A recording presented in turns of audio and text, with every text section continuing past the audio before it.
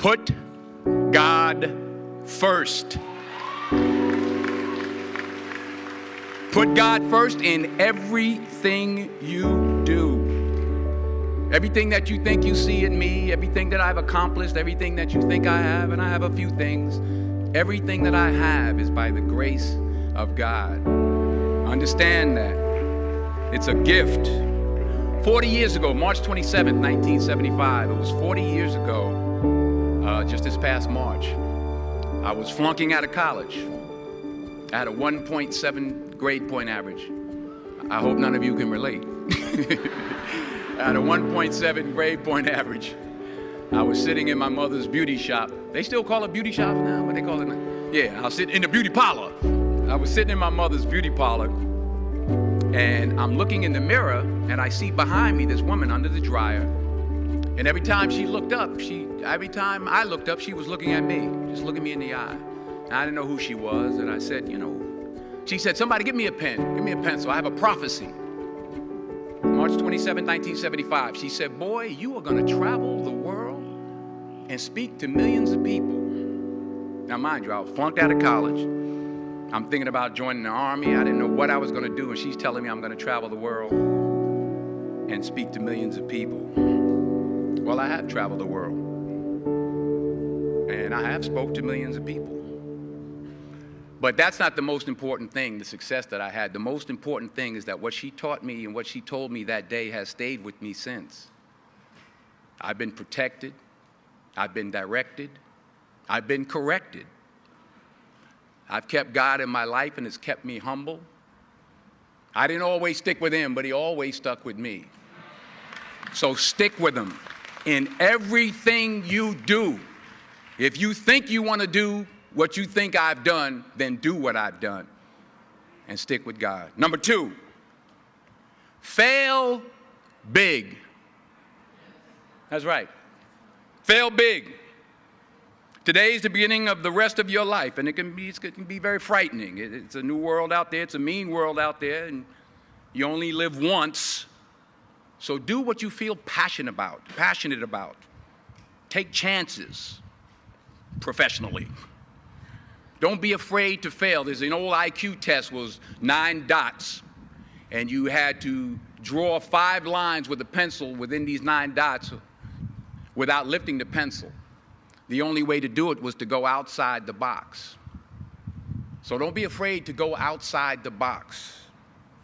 Don't be afraid to think outside the box. Don't be afraid to fail big, to dream big. But remember, dreams without goals are just dreams, and they ultimately fuel disappointment. So have dreams, but have goals. Life goals, yearly goals, monthly goals, daily goals. I try to give myself a goal every day. Sometimes it's just to not curse somebody out. Simple goals, but have goals. And understand that to achieve these goals, you must apply discipline and consistency. In order to achieve your goals, you must apply discipline, which you have already done, and consistency every day, not just on Tuesday and miss a few days. You have to work at it every day. You have to plan every day. You've heard the saying, we don't plan to fail, we fail to plan. Hard work works. Working really hard is what successful people do. And in this text, tweet, twerk world that you've grown up in, remember, just because you're doing a lot more doesn't mean you're getting a lot more done. Remember that. Just because you're doing a lot more doesn't mean you're getting a lot more done. Don't confuse movement with progress. My mother told me, she said, yeah, because you can run in place all the time and never get anywhere. So continue to strive, continue to have goals, continue to progress. Number 3, you'll never see a U-Haul behind a hearse. I'll say it again. You'll never see a U-Haul behind a hearse. I don't care how much money you make, you can't take it with you. The Egyptians tried it. They got robbed. That's all they got. You can't take it with you. And it's not how much you have. It's what you do with what you have. We all have different talents. Some of you will be doctors, some lawyers, some scientists, some educators, some nurses, some teachers. Yeah, okay. Some preachers. The most selfish thing you can do in this world is help someone else. Why is it selfish? Because the gratification, the goodness that comes to you, the good feeling that I get from helping others, nothing's better than that. Well, one or two things, but nothing's better than that. Not jewelry, not big house I have, not the cars, but it's the joy. That's where the joy is, in helping others. That's where the success is, in helping others. Finally, I pray that you put your slippers way under the bed tonight, so that when you wake up in the morning, you have to get on your knees to reach them. And while you're down there, say thank you for grace.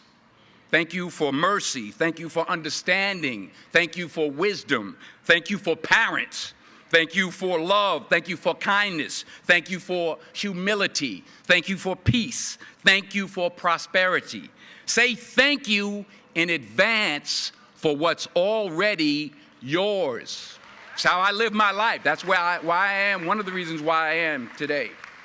Say thank you in advance for what is already yours. True desire in the heart for anything good is God's proof to you, sent beforehand to indicate that it's yours already. I'll say it again. True desire in the heart, that itch that you have, whatever it is you want to do, that thing that you want to do to help others and to grow and to make money, that desire, that itch, that's God's proof to you, sent beforehand already to indicate that it's yours. And anything you want good, you can have. So claim it. Work hard to get it. When you get it, reach back. Pull someone else up. Each one, teach one.